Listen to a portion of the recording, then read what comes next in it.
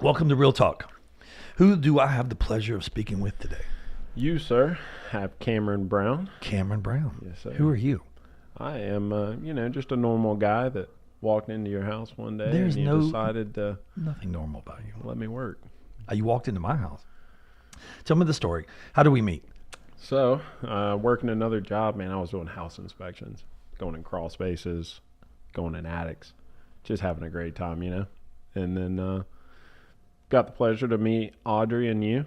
And by the time I was done with my inspection, you were like, hey, man, let's talk for a bit. What were you doing at the house? You came over there to do inspection for underneath for like bugs. Like you were doing pest control, right? Yeah. You knocked on the door. You go, hey, I'm here for your free inspection. Yeah. It was a free inspection, right? Yep. Okay, so somebody called, set up an appointment. Yep.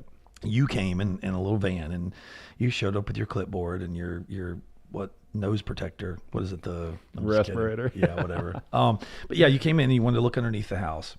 Check for bugs, check for all these different things. Then you came back and you were in the kitchen and you did this proposal to me about telling me what it would take to what? Tell me what we did. What was like a proposal for what? Yeah, proposal for just disinfecting the attic space, making sure the air that you're breathing was clean, taking a look at the crawl space, possibly encapsulating it. It's pretty popular now. Helps with moisture, helps keep bugs out, rodents if they were to show up, anything like that. Encapsulation is basically a plastic membrane that goes around the bottom of the base of your not basement, but your crawl space. Yep. And then they have like a dehumidifier. Yes, sir. And it kind of helps you out for keeping the moisture out of the house. Yes, sir. Keeps rodents and things from going in there and building the nest. And does that help? Yes, sir. Even if they do get in there, it makes them easier to find. So you showed up and I was like, bro, looks like you work out, man. Like you got a little bit of meat on your shoulders. And you're like, yeah, I used to be a personal trainer. And tell me that story. Yeah, personal training was great. I knew that I always wanted to do something with either sports or just the body in general. Strength and conditioning was something that just watching my coaches, I loved it.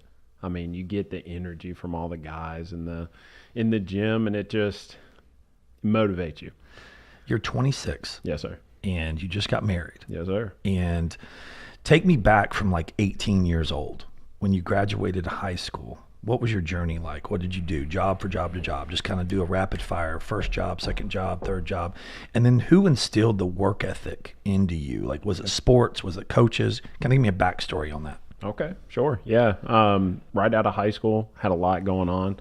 I actually lost my dad and my sister right out of high school. I'm sorry. And part of that motivation came from wanting to make sure that I helped my family the best I could, made them proud also.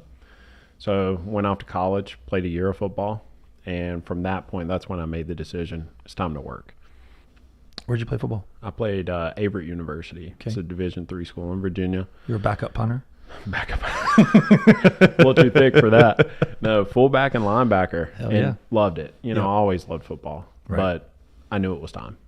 So I gave that up, started personal training at the YMCA. That was my first personal training job. The 60-year-olds need help too. Yeah, absolutely. Yeah. Everybody work on their hip needs help. flexors. Yeah, see them in the pool doing the little water polo What stuff. are the gray-haired ladies called? Not salt and pepper, but somebody told me this and it stuck with me. It was funny as hell. They're called the Q-tips. Never heard of that. Because I've heard of muscle mommies before. Oh, really? But, no, yeah. the gray-haired women, they have like this short hair at like 60, 70, and they have like a thing. Just the bowl cut. And it looks like a Q-tip. Okay. I don't know. Now I know what to call it. Anyway, so you were helping out people at the Y. Yeah. Did you have to get a license for that? Did you have to go to school for that? I did. The YMCA had connections with, I can't remember the name of it now, like ABC or something like that. But took a test, passed it, and started training. So right. And then how long was the test for? It's like the study and the test and the process. Like 5 months, 6 months? Probably not even that. Cool. Honestly, I think I did it within about a month and a half. Oh, wow. So you can do it pretty quickly. Yeah, you can. And then then how motivated you are. Yeah, definitely how motivated you are. You go to the Y and you say, now I have a license. And what do they charge an hour at the Y? Theirs was very set on a lot of different aspects. So it's really tough to say. It's not like your typical gym where it's like, hey, I'll do 5 sessions for $100. At the time, the YMCA tried to like work it into their regular like service. But basically someone would come in, they'd talk to the front desk. Front desk would say, hey, we got a personal trainer, does a great job. Here's what he can do for you. They come up to my desk. I solidify everything. We would take them through like a preliminary strength check. And once we got an idea of how fit they currently were, what their goals were, all of that stuff, then that's when we would set up a plan for them. What's a plan look like? Man, a plan is everything. Nutrition, Really? workout. Do they want strength? Do they want to just lose weight? A lot of times you'll have people who they don't want to look bulky, but they want to be fit. Okay, so we got to take that into consideration. My process, or not my thought process, is when I think of personal trainers at the gyms that I've been, is that their physical trainers aren't really physical trainers. They're mental therapists. Yep. A lot of what happens in the gym is you see the same people working out with the same, coaches, I guess, and they spend 90% of the time talking. It's because these people need motivation, they need the commitment, but they don't really want the results. They just want someone to talk to. And from what I found, now there's other people that are there to, to get to help, start seeing them lose weight, start seeing them make progress. But the trainers that really do a damn good job, in my opinion, is they're 100% focused on the client. They're not looking at their phone. They're not eating a meal. They're not distracted talking to other people in the gym. They already have the equipment set up. They already have the process set up, and they're not wasting any time. Absolutely. I have seen trainers that are like, go and walk over here to get this and go walk over here to get that. And then they're wasting these people's time. Every minute, if you average, what's an average session cost? 60, 80 bucks Probably an hour nowadays, yeah. Okay, so every minute you walk away is costing between $1 and $2 a minute. Yep. That you're And that's value that you should be building for the customer. yeah. For the So you client. did personal training at the Y. Then where'd you go? From there, I actually moved back. So I moved back to the Charlotte area. Okay. I was personal training at what's called Burn Boot Camp. Oh, right on. So I was doing that. That's big group classes. That's fun stuff. 10, 20, 30, Yeah, that's 40 energy. That's people. fun. It's upbeat. You're on a mic. Yeah. You're rolling. Love it. Doing that, and I was working at GNC as well. So talking to people about supplements, health, nutrition, all that stuff. So 18, college, football, personal training, YMCA, GNC, sales and helping people with nutrition. Yes, sir. And then moved on to Burn Boot Camp. Yes, sir. Now where? So after Burn was Burn again, took a level up, actually moved to Raleigh. Yeah.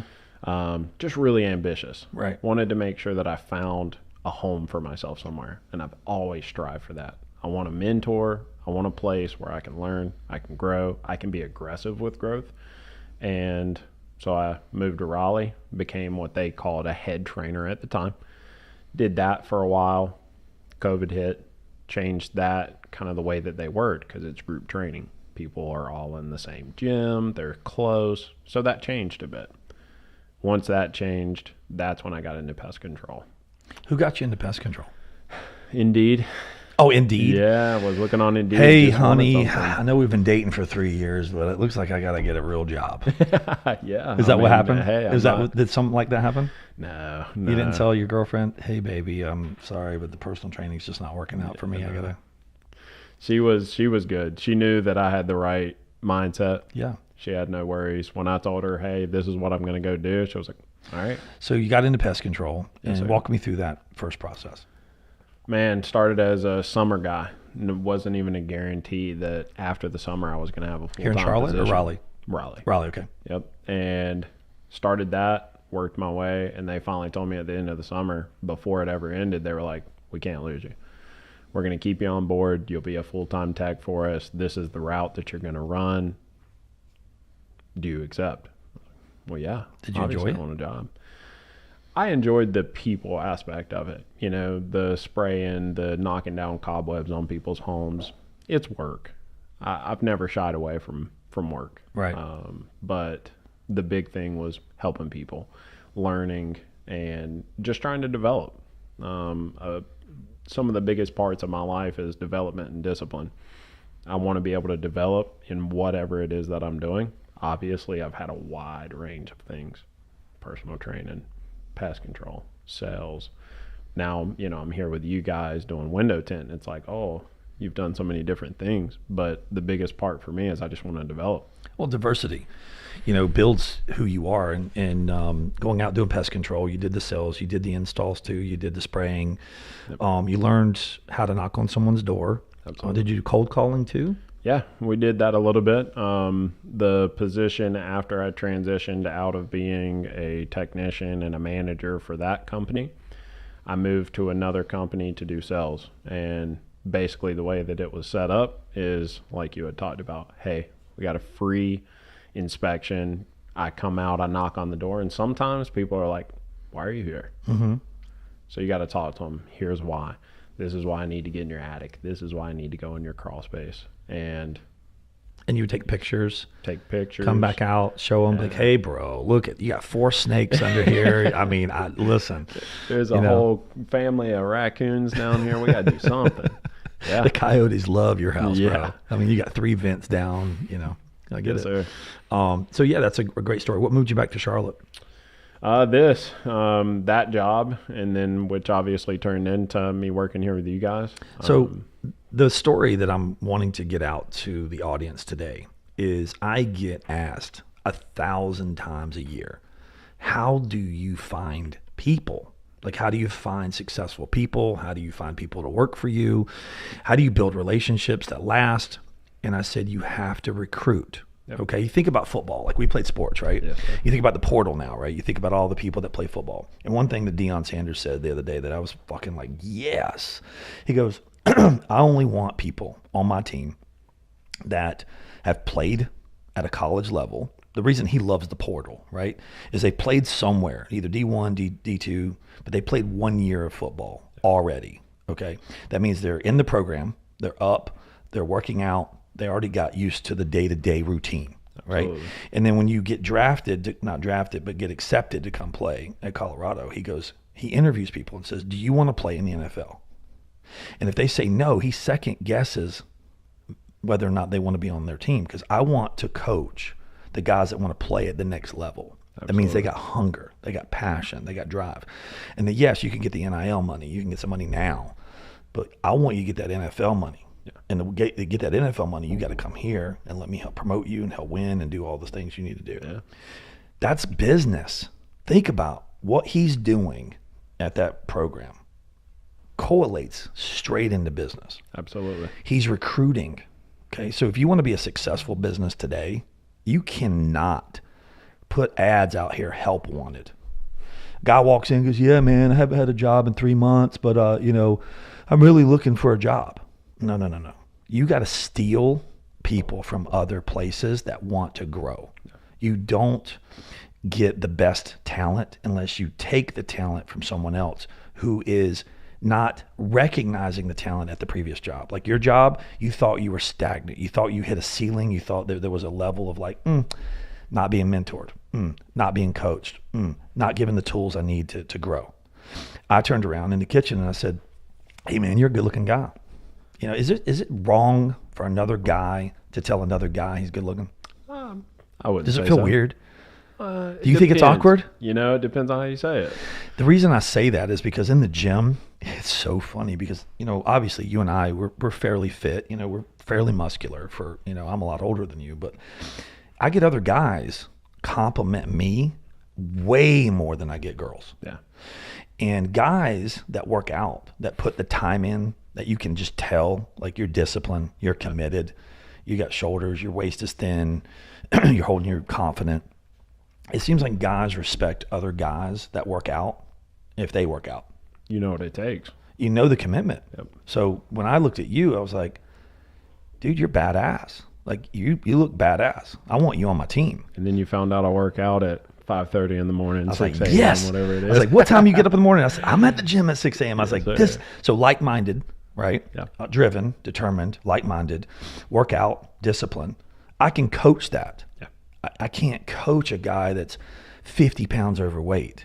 And it's not that he's not coachable. It's like he has to have some level of commitment somewhere. It's not that he's overweight, that he's not good at his job. I'm not saying that at all. I'm just saying that if you really, people can be overweight and be committed, But if they don't have a regimen of commitment, they're not going to commit to me. They're not going to commit to my business. They're not going to commit to my customers. They're going to find excuses. Absolutely. That's how I look at it. It's just like keeping your car clean, right? I wash my truck every other day. If you look at somebody's car, there's bags everywhere, cups everywhere, Right. French fries on the seats. Like, yeah.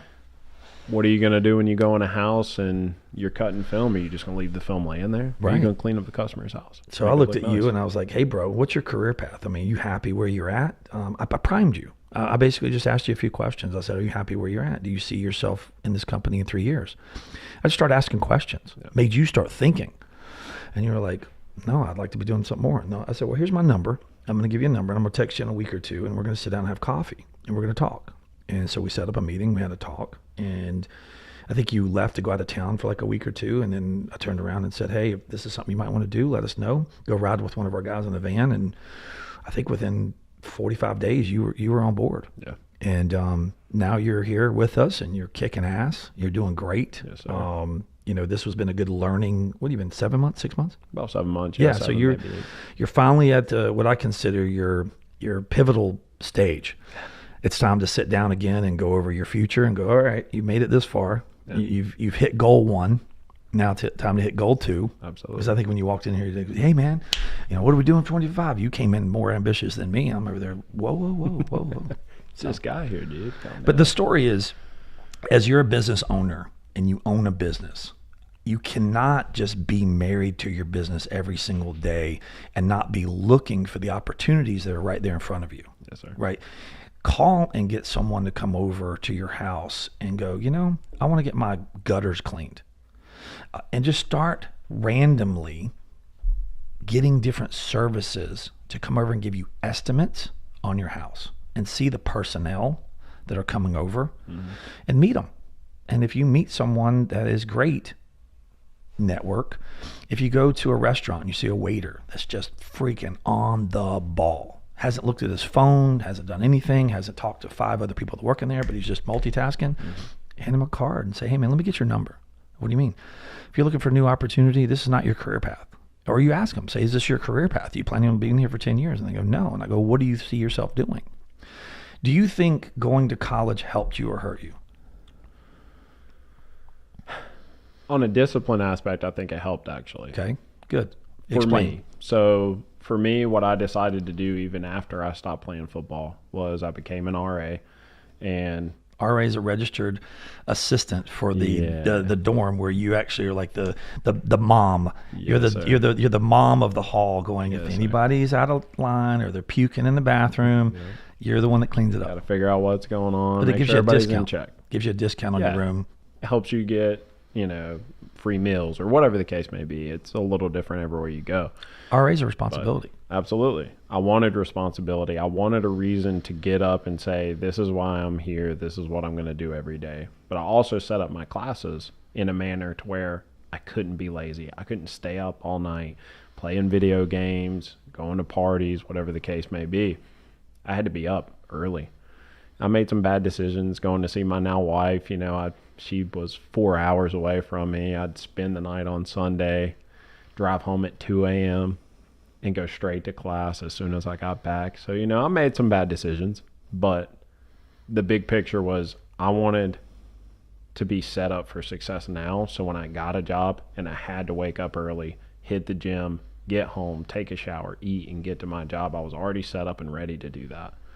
If you're talking to other friends of yours, 23 to 28, what advice would you give them about how to become successful or how to become better in life? Like, I feel like the 23, like the 21 to 28-year-old looks at social media and they're always seeing something that they don't think they will ever be able to get. They see too many obstacles because I feel like they want to eat the steak all in one bite.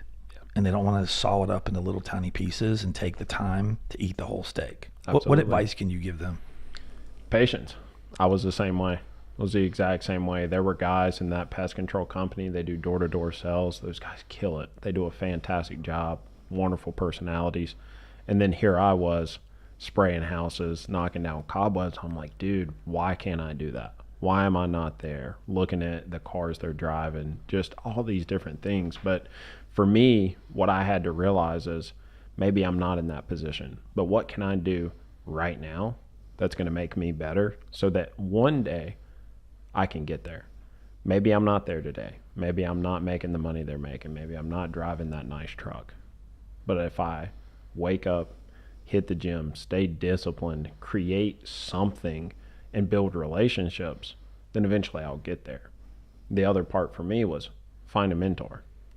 It took me forever to find someone who would invest time in me. I asked for it everywhere that I went. Just spend time with me. You don't have to be there all the time. I don't want you to hold my hand. But if you notice that I slack off for 2 days, tell me to wake the fuck up and get back to work. Right. We all need an ass whooping, including me. Sometimes you get lazy, or we all do. We all do. We get complacent. Yeah, absolutely. You know, one thing I would say, proud of you, is you're going to be a homeowner soon. Yes, sir. You got your first home that you're buying, and you close in like 2 months. So that'll be the first house with my wife. Look at that. Now, I was the crazy young kid. I purchased a home right after I turned 21. So it'll be my third home ownership. Get out of here. But anybody listening to this, third home by 26. Yes, sir. That's incredible. Yes, sir. You have good credit. I do. That's important. Another discipline aspect. That's important. You got to know how to use it. You got to be smart. You got to do your research. If you were to coach a kid 21 right now to buy his first home, what would you tell him? Probably something that nobody else would tell him. Like what? Get a credit card. Get a credit card. Be smart about it, though. What step? If you don't actually have that money, don't spend it. But if you have the money, you know you have it in the bank account, spend it on the credit card. That's fine. But use it as leverage. That's what credit is. It's leverage. So just like you would leverage someone that you have a relationship with, leverage your credit. Go buy something, pay it off, half off, 75% off, and then the next month you finish paying it off. But what that does is it helps you build your credit to where you can start to buy a home, buy a car, whatever it is that you're looking to do. Who taught you this? That's a great question. To be honest, just myself. It was something you just kind of said, hey, if I want to buy something bigger, Yep. I need to establish credit. Absolutely. Yep. My parents were both kind of not against credit cards, but they were very, very reserved about credit cards. They can get you in trouble. We grew up, we didn't have a lot. You know, we weren't just, completely broke, but we struggled at times. And so the thought of having credit and not being careful with it was definitely there. So I told myself, this is an opportunity for me to do something more. I just have to do it the right way. That's incredible. Anybody listening, the 2 people in Canada listening, build your credit if you're 21 and you can buy a house. How long did it take to get the down payment? I actually did a FHA loan. Okay. The first time. Okay. So basically what that is it helps kids like me who maybe I didn't have $10,000, $20,000, $30,000 to put down on the house. But what they do is they basically work it in to where you have a 0% down payment. But then obviously you have to take on the entire loan.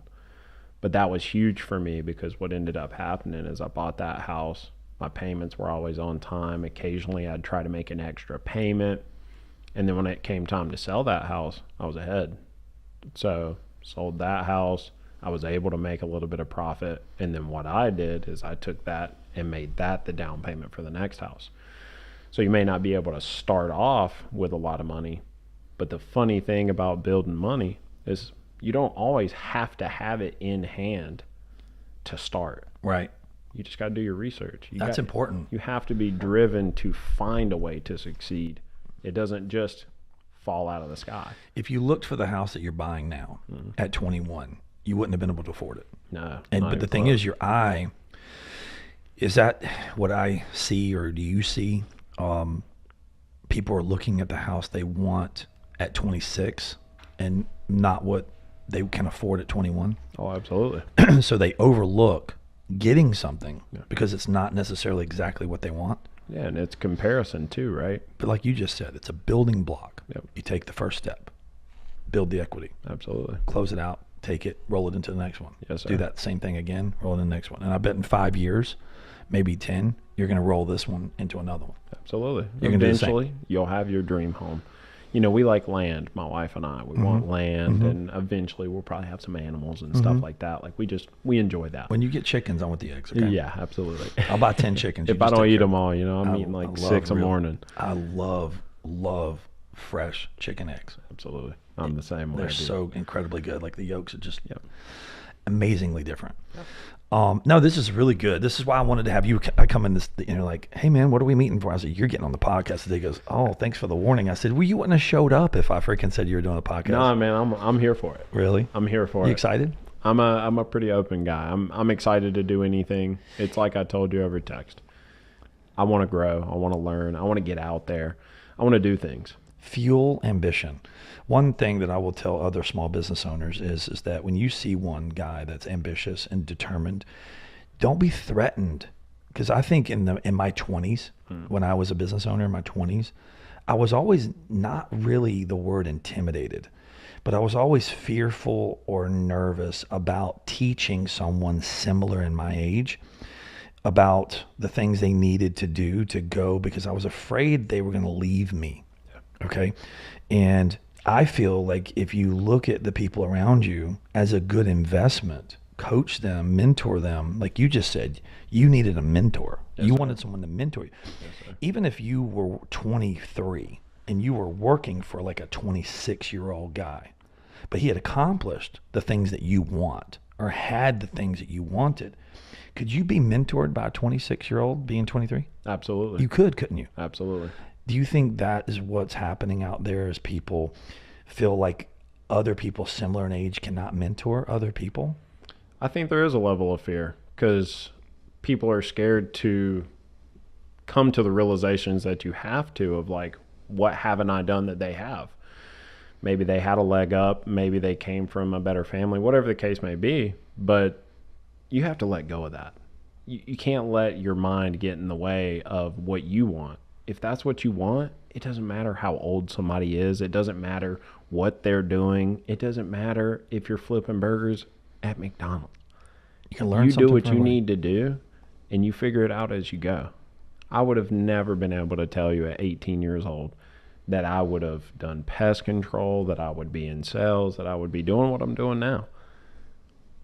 But it happened. Do you like what you're doing now? Absolutely. You do? I get that question all the time because my answer used to be different. I didn't love the pest control business. I didn't love what I was doing. And now people are like, well, how do you like what you're doing now? I love it. It's I have fun. someone who's investing time in me, which is number one for me. But I also just enjoy the job. It's fun. I meet wonderful people each and every day, and I go into houses that motivate me. Well, the difference is when you're in pest control, you had to go in on a free consultation. Now these people are calling us, giving us, saying, hey, bro, I got a problem in my house. Can you come fix it? Absolutely. And we're there to solve the problem. Yes, sir. How many times, I know this has happened to me, and I mentioned this the other day with Ken, how many times have people asked you to stay for dinner? I've gotten that a couple of times. Have you? I've gotten tea, coffee, dude. My boy. Like, See, you know you're fucking good at sales, Yeah. and you build relationships when you walk in someone's house and they go, bro, you're a cool dude, man. You want to stay for dinner or you want to have a drink? or just, what can I get you? What can I get you? What can I do for you? You're there to do something for them, and now they're there wanting to do something for you. Absolutely. That is a likable guy. That is someone that build a comfortableness instantly. Yeah. I felt comfortable with you instantly when you were in the house. And I knew that if you were going out doing sales for me, other people would feel comfortable. Ken goes, well, nobody ever asked me. And I said, yeah, Ken, because you're there to solve a problem real quick and then turn around and leave. I'm there asking questions like, hey, man, how long you lived here? Man, this house is cool. Oh, awesome. Show me the basement. You know, Yeah. oh, what you got in the garage? I'm over there just like getting the people excited. Show me the car. Show me the car. If you're Oh, a veteran, yeah. talk to me about it. Yeah, dude. exactly. So it happened to me many times because I'm a talker. I'll walk in the room and be like, hey, what's up? You know, next thing you know, I'm sitting down at dinner and my ex-wife used to call me, where are you? I'm like, I'm having dinner at John's and Mary's house out here in Ballantyne. Yep. It's cool. But no, that's the key, is be so comfortable that you're walking in making a new friend. If you make friends everywhere you go, get their phone number. One thing that I learned years ago is if you get the people that you just did an estimate on, We already have their phone numbers and everything, but you have their contact. Make sure you share it or save it as a contact. But as soon as you leave, like 10 minutes later, send them hey man, it was so nice to meet you guys. Yeah. It was so good to meet you. Let us know if there's anything I can do to help, blah, blah, blah. Absolutely. And that last little touch, that's the one that puts the cherry on the top. Yeah. I like to make sure customers know that I'm still there for them. Right. A lot of people in the sales business, it's like, hey, I'm here. Okay, I sold you. I did what I wanted. So you said mentor. What are you looking for in a mentor? Like if someone's mentoring you, what do you want to be mentored on? Life, business, Life. growth. Okay. How can I be a better me for my family? I don't have kids yet, but eventually we'd like to. How can I grow and become successful in work so that I can also be successful at the house? One thing I would say is always do what you say you're going to do. Yeah. Anybody that's asked me good, coaching advice, do what you say you're going to do, period. It's that simple. Like there's not a real big secret. If you say that you're going to do something for somebody, do it. Yeah. Don't call them the day before and go, hey man, things came up, blah, blah, blah. Nope. Just make the commitment, honor the commitment, and do what you say you're going to do. Make it happen. Find a way. Even if you're losing money, say yes. If you committed to it, stay committed. Yes, sir. That's the key, is stay committed. Your word and your credit, you obviously got the credit, but your word and your credit are what get you where you want to go. And one thing I will tell people is what I vouch for you. I look back, years ago, and I was thinking about the mafia. I used to I was fascinated watching those mafia movies like The Godfather, and I can't remember all of them, but it was like Donnie Brasco. You remember you remember those kind of old movies like that? And it goes, one of the things they said is that he's one of ours, and he's like a made man. He's vouching for someone when you walk in the room. Yeah. I can't remember exactly the words they used, but it was like he's with us, and I think that was one of the key terms, that he's with us. Yeah, and that lets everybody in the room know that I'm vouching for him. Yeah, that if you screw up, it's my neck on the line too. Mafia is a big part. Their big thing is family. Family. You may not be blood, but you're a part of this family. You're in a group and you're on a team, and we get that discipline from sports. If your guy's not blocking, you can't run. Absolutely. If you're not tackling, the other guy, you're letting your team down. Yes, sir. Right. So I feel like sports gave me the team family kind of camaraderie, and I try to bring that over into the business aspect, where it's like I tell everybody I love them all the time, because I do. I love people, and I love the people that work hard, and I love what they do, and I love their personalities. And if I died today, and I didn't tell the people around me today that I love them, then that my last words could have been mean or something wrong. Yeah. But even if I'm saying something angry or wrong, I want to say, hey man, I love you. Like my best friend in Boston, we tell each other every day, love you, man, love you. You got to tell someone you love them every day. Absolutely. But yeah, that family aspect is key. But being disciplined, but also are you vouchable? Like if I go introduce you to somebody, do I know that you're going to be a great representation if I introduce you? You're not going to let me down. Right. Does that make sense? You always want to be a good referral. And that's something that I think people overlook, is that what is your character, and would you go to a crowd of people and someone that is somebody brings you aside and introduces you to someone else and introduces you and vouches for you? That is what you want to look for in your 20s. So from 20 to 30, you want to hang around people that have some type of influence outside of your world that can introduce you into their world. Exactly. And vouch for you. Okay. And then don't let them down, but don't ever forget the person that vouched for you. Right. Give them credit, give them notoriety, give them respect. And don't ever take that new relationship and exit and not give credit to the guy that did to introduce you. Absolutely. What I've seen is in the years I've been doing this, is when I sometimes open doors for people, that person runs through that door and forgets my door. Yep. And then all of a sudden I see a year later that door closed, and then my door closed. And now they want to come back. And now they want to come back. I'm like, bro, the door's closed. Yes, sir. You forgot who gave you the fruit. Like I gave you the basket. You forgot. Yeah. Don't forget.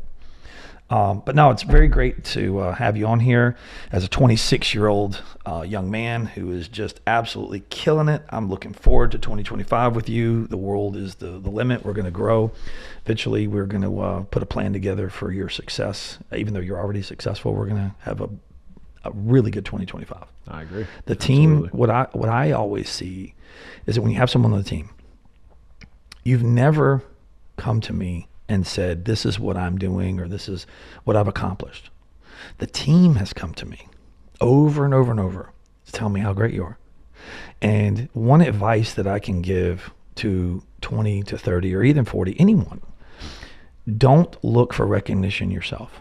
Look from the recognition from other people to talk on your behalf. Absolutely. So when Ross comes to me and he goes, I say, how's Cameron? Oh, Cameron's killing. Cameron's doing great. Blah, blah, blah. Right? Hey, Ken, how's Cameron? Oh, Cameron's the best. He's showing up on time. Oh, he's taking a lot of pressure off. Okay? You've never come to me and go, man, I'm taking pressure off Ken and I'm doing great. And, when am I getting a raise? When you go to someone and you feel like you have to be the center of attention and you have to ask for a raise, the team around you is the one that gives the information to the decision makers to where when the guy comes to you and gives you something, it's because you earned it through the team. Absolutely. It's like being a leader on a football team. It's like the team captain. The guy on the team doesn't go, hey, man, I want to be team captain. The team votes. Absolutely. Who's going to be the team captain? You know that, right? Yeah. People have to see that in you. Yep. You look at Panthers or my team, right? Right. You look at a guy like Chuba Hubbard. He came out of college. He had a big injury. He's always been a good player, but he never was a superstar running back. He's not Derrick Henry. But what happens is as he's grown, as he's waited behind other guys like Christian McCaffrey, is he's come out of the woodworks. And it's like, dude, this guy's a dog. And that's one thing that the general manager, Dan Morgan, talks about. You want dogs. You want guys that Hungry. They don't have to talk. They just get shit done. They just go out there and do it. I had heard on a podcast not too long ago all different types of scenarios about working with people that are hungry, but mine's thirsty. I've got this drink right here in my hand. I want someone so thirsty, they're constantly asking me for a sip. Yeah. Like, didn't I just give you a sip? Yeah. Pass the hell out of them, man. If you're thirsty, let's go get it. Yeah. Be thirsty. Be hungry, But man, thanks, Cameron. I appreciate it. It's Black Friday here, the day after Thanksgiving, in the podcast room with Real Talk with Mike Burke. Did you like this? Fun? Yes, sir. This was a cool, good right? time. I appreciate love it. my man.